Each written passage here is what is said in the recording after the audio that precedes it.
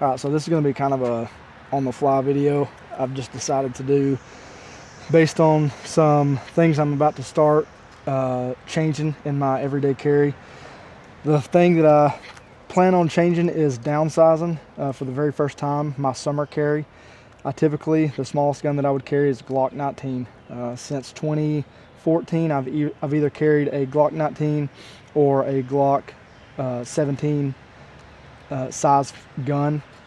I'm talking about inside the waistband, so if I'm talking about like fanny pack carry in the gym, or if I'm kayaking or whatever else, like I'll take a 43, or now that I have my new bodyguard, the bodyguard. But inside the waistband, as far as that goes, I'm considering decreasing from the standard 19 to something a little bit smaller. With recent upgrades or updates in EDC pistols, then mainly capacity, I've tried to move towards these smaller frame guns. And what I've done is I've bought 3 pistols, and I've set them up extremely similar. The first one's a 43X. I'll show them right now. I'll go ahead and just do a rundown of each gun, but this is the 43X Koa, so enclosed emitter and a Radian ramjet. That's it. Got that in a 10-core holster. The second one that's going to be competing is the SIG P365 with a Radian ramjet and a Romeo X. I think it's Romeo X, I'm not sure. It's also an enclosed emitter. That is also in a 10-core holster. The third one is a Smith & Wesson Shield X, the carry comp model. I don't know if the lighting's good out here or not, but on top I've got a Vortex Defender CCW. Also this is in a, I think it's a JM or JH. I think it's JM Custom Kydex. I'm not really sure. I got it off of a guy on Tax Swap, but this holster is actually pretty sweet. It does not have an exterior wing like some holsters, but it's built into the Kydex itself, so it kind of pushes the gun out. But anyways, the 3 things that these guns all have in common is they're all somewhat higher capacity subcompacts. They are slimline frames. They all have an enclosed emitter, and they all have some sort of compensator. 2 of them are running the ramjet, and 1 of them is the carry comp, so it's a ported slide and barrel. So it's going to be pretty comparable between all these guns. What I've done is I've got a range box here with 550 rounds per pistol in a bag. I can show you that here in a minute, but I'm going to be running 550 total, 400 rounds of Winchester white box, 150 rounds of steel cased ammo. I don't know what the brand is. It's Monarch, so Monarch steel cased ammo, and I'm going to run 550 rounds through each and every pistol. The goals here, I wrote them down. 1 is going to be diagnosing problems, if any problems, for each pistol. 2 will be just breaking the gun in, potentially getting through any kind of break-in period, if there is any. I'm assuming there's not going to be one with the Glock, but who knows. Number 3 is going to be deciding which one shoots the best. Right off the rip, I think that the Glock is probably going to shoot the best, followed by the M&P, and then the 365, considering it has the smaller 12-round XL frame, I'm assuming it's going to shoot the worst, but we'll see. Number 4 is going to be testing the dots. These are all dots that I've never used before. I typically run the Trijicon RMR or the Acro P2. But like I said, these are all enclosed emitters, so they're all fairly comparable. Number 5, I'm testing the new Glock mags and the PSA mag. They're 15-round mags and the 15-round PSA mags, as well as the Magpul 365 SIG mags. I've got a 15-rounder, a 17-rounder, and some flush fit 12-rounders. So I'm going to be testing those out. Hopefully they don't give me too many issues. If they do, I'll just swap over to using the factory mags, and that way I can get a true idea of how the gun's going to run. I'm going to test each one's concealability. Right now I'm assuming the 365, considering it is the smallest of the three. It's not much difference, but it is noticeable in the pants. The 365 is a little bit smaller, and I do believe it has the shortest slide. Even with the Radian Ramjet, it does have the shortest slide.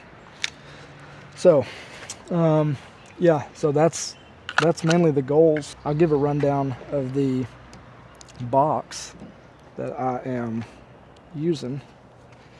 So there's the pistols right there, and then this is the pistol range box. I've kind of got it set up mainly for this little test series that I'm doing.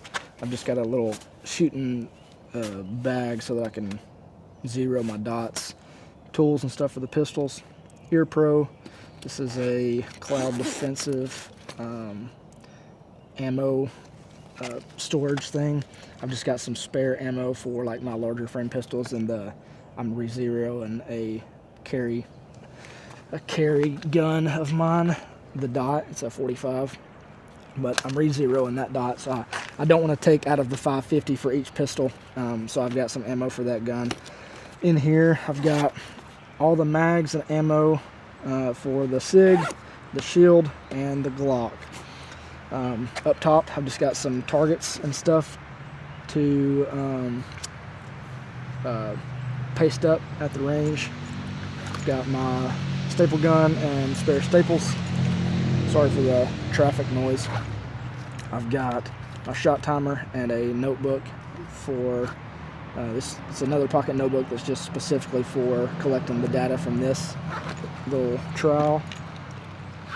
And then some lube, paint markers, a bunch of spare batteries and tools, and a lighter. And then up here I've got some pasties, a headlamp. I'll strap it up here so I can kind of put some light in the box if I need to. I've got some index cards, 3x5 index cards, in-ear Ear Pro, and some liquid chalk. So yeah, that's basically the rundown of the case. And I'm gonna head towards the range, or I'm gonna head to go get some food, and then the next video you see should be some maybe some range footage. So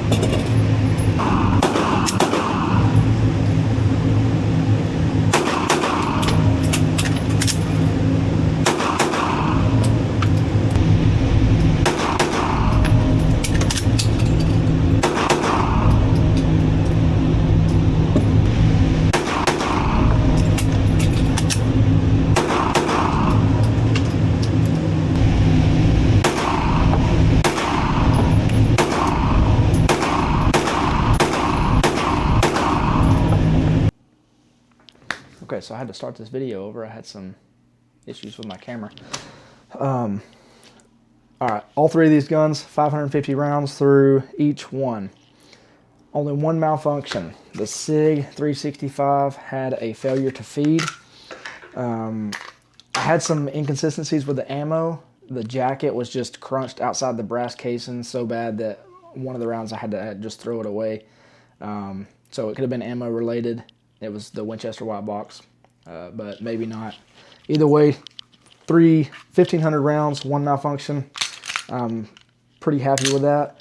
It just kind of pinched the round and I tossed it and I lost the round, so I wasn't able to retrieve it. But all three guns, the SIG was the best shooting, or at least I'm not going to say best shooting. The SIG was the softest recoil impulse, and it felt more spongy than the other two. I'm not a SIG shooter mainly, so it took some time to get used to it, but it did have a very soft recoil impulse, felt very great. The one downside to this, which is also a pro, would be the size. The grip module is a little small, so on the reload, sometimes that skin can get pinched, but I have small hands, so it's not a huge deal. If you have bigger hands or medium-sized hands, probably not going to be the gun for you, but unless you just want extreme concealability. But I love this gun, and it shoots fantastic. It's probably my favorite of the three for concealability and like best all-around shooter. And it's also extremely accurate with this ramjet. So there's the SIG. That's about all I had wrote down on that, I think. The Glock 43X is probably number two. Number one, if I'm talking about just my ability to shoot the gun, but I shoot Glock already, so it's kind of I'm a little biased there. But number two, as far as felt recoil, the recoil may be a little bit harder and a little bit snappier or faster, but the dot's just always there, right back where it left, and I can perform with this gun maybe a little better than the SIG, but I'm just talking about felt recoil here. Let's see. The slide release is small. To me, it seems smaller than the Glock 19 and 17 and 45s. It just is more flush fit with the frame. And then plus with adding this handle it grips texture here, it almost makes the slide release like flush with that. So sometimes with sweaty hands, you can see where I'm kind of peeling the grip off because I'm really trying to fight to get that mag release down. But other than that, fantastic shooter. I mean, it's almost like this 43X with the comp shoots just as good as my Glock 19. The only difference is the added length with that 15 round mag. Not a huge difference, but it does change concealability, especially carrying at 3 o'clock where, you know, bending over can cause some issues. So length is a big deal at 3 o'clock. That's all I got for that. The Shield X has the most recoil out of the three, and I wanted to love this gun so much because it feels so good. The texturing on the frame is by far the best from the factory, in my opinion. It just grabs onto your hand, and I didn't really feel the need to add extra handle it grips. I may in the future, but I don't think it needs it. By far the best trigger. The trigger is the cleanest, and it feels light. It may just feel light because it's so clean, but it's just the best break and reset on this trigger. It's just very consistent. But with that being said, this had the most recoil, considering it's a pretty small port on this gun compared to large Radian ramjet comps. The most recoil, but after the second range day, I really focused on that support hand grip, squeezing with this hand on that clamp, and got very consistent with managing the recoil. The dot was showing back up where it left, and I really enjoyed this gun, but it does have the most recoil. But it is a good Goldilocks size. It's kind of in between the 12 round and the 15 round frame. It's a good bit smaller than the 15 round frame, or 15 round mag on the Glock, and a little bit longer than the 12 round. Let's see. So it's kind of a good in-between size. I wasn't too sure of it. I'm not getting it lined up here. I wasn't too sure of it at first, after that first range day, because I was like, oh, I don't really like the recoil impulse. It's a little snappy, but like everything else, just train with it and you're going to get good. Two negatives with this gun. One of them is optic related, so I'm not going to hold it to that, but the rear sights are very shiny, and the finish on that is very reflective. So what I was getting was, as I would draw the pistol, before I drive the tip of that gun down, I'm getting the reflection of the dot right here off the rear sight. So a lot of times I would bring that gun up and I would see that reflection. See if I can mimic it. So like right there, I have a dot on the rear sight, when in reality I need to drive that tip down just a hair more to see the real dot. But up here, I'm getting a reflection of the dot right here. So when shooting fast, I see that dot, and in my brain, it's telling me, hey, there's a dot, but there's actually not a dot. I still have to drive the gun just a tad bit more down to see the actual dot. It's just a reflection of the dot off the rear irons. I've not heard anybody talk about that. If it continues to be an issue and I can't just train through it, because I mean, I think muscle memory will fix that. The grip angle going back and forth between these three guns is kind of throwing me off a little bit, but I may take some sandpaper and just rough that up, or cut some grooves on the top of that, kind of like they do on the back of the irons to reduce glare. But yeah, anyway, small thing, just something I wanted to note. Lastly, all three of these dots are great dots. Very crisp, minimal blooming, and they're just clean dots. I mean, nowadays optics have come so far, I think it's kind of rare to find a crappy dot nowadays. But I will say the Vortex is the only one that give me problems. I shot all 500 rounds through this pistol, no problems whatsoever, and I actually carried this gun, and after carrying it one day, I pulled it out and was going to clear it and put it in the safe, and I noticed my dot was turned off. So I was like, well, that's weird.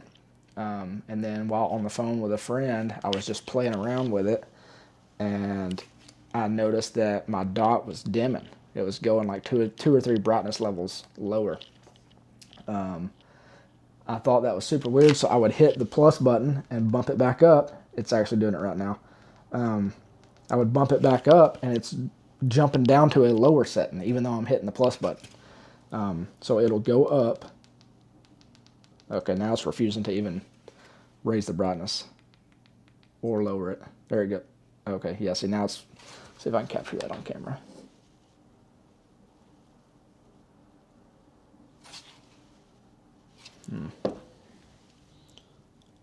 I bet the dot's just turning off now.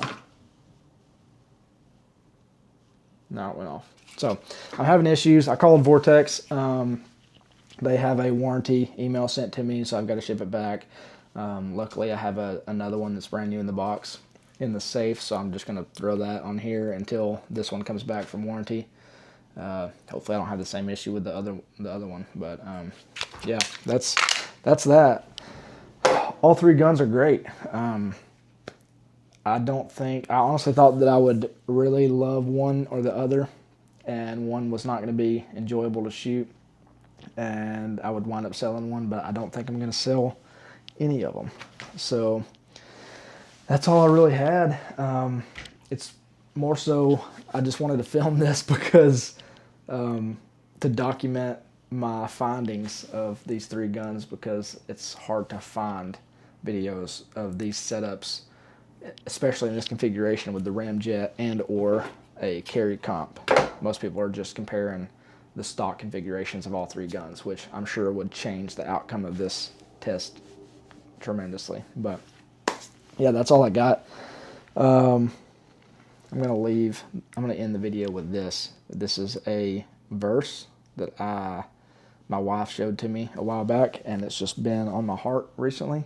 And it is in 2 Corinthians chapter 4. It's verse 16. It says, "So we do not lose heart. Though our outer self is wasting away, our inner self is being renewed day by day. For this light momentary affliction is preparing us for an eternal weight of glory beyond all comparison." The past couple months, my wife and we've been going through a really stressful time, and we've had some unfortunate news, and life's just been tough, and we just have to remind ourselves that this world, this sin-filled world we live in, is momentary. So I think it's a great verse. It made me think about Romans 8, which is right here's Romans 8:18. It says, "For I consider the sufferings of this present time are not worth comparing with the glory that is to be revealed to us." And then further down, Romans 8:28, it says, "We know that for those who love God, all things work together for good, for those who are called according to his purpose." So these momentary afflictions, light momentary afflictions, all these things work together for his purpose. And just got to remember that and repeat that and recite that day after day. So anyways, thanks for watching the video. Hope you got something out of this, because I definitely did. So see you next time.